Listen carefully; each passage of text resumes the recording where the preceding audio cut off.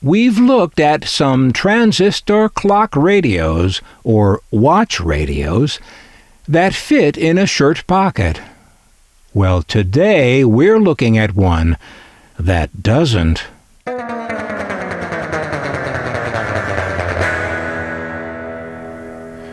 No, this gorgeous tabletop transistor clock radio from Realtone will not fit in your pocket. But it will tell you the time, wake you up, play you some tunes, and the ballgame. What else could you possibly want? Realtone, in case you didn't know, was the ultimate in consumer electronics. Well, that's something.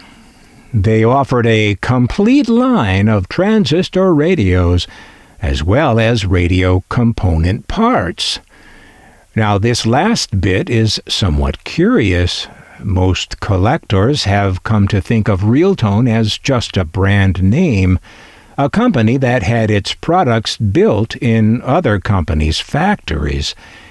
That was certainly the case with this, the first Realtone, which was made by Kobe Kogyo, with the Realtone version being just a rebadged Kobe Kogyo.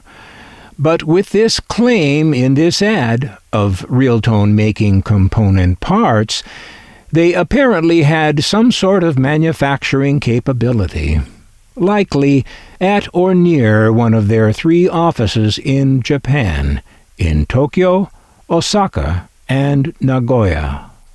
One thing's certain, though.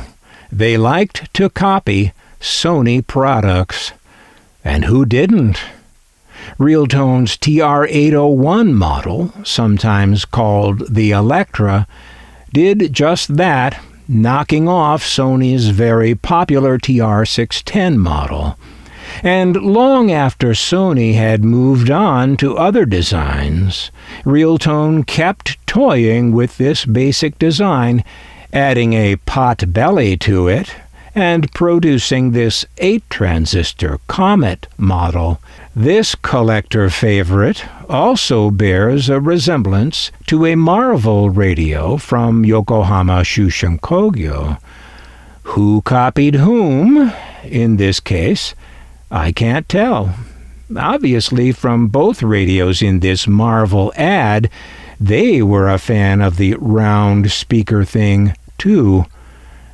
These rotund little radios bring to mind also the portly American-made Motorola from 1960. Exploring the interconnections of these designs is as much fun for me as it is mystifying to non-collectors, whose reaction to such talk can be easily read in their eyes. But back to Realtone. They weren't done copying that Sony. Realtone wrung the ultimate amount of cuteness out of this design with their TR-803 Valiant.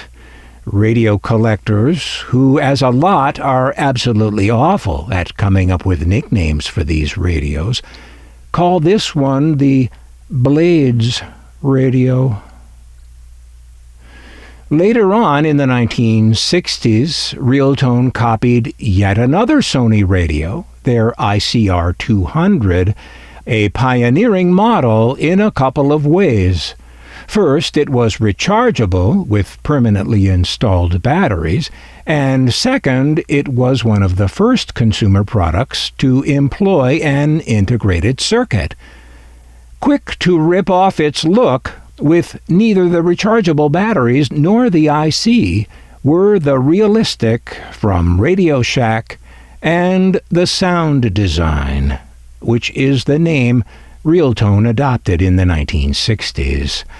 The Realtone Sound Design folks are still around today, and now operate under still another name, a name that is itself a ripoff of the biggest-selling smartphone.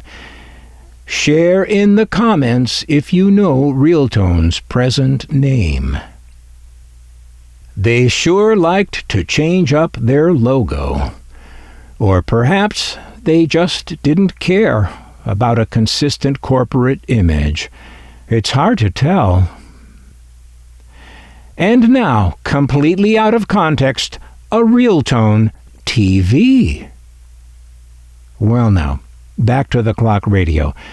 As a category of radio collecting, the clock radio is about the last category to be collected. Car guys will understand if I call clock radios the four-door posts of radio collecting.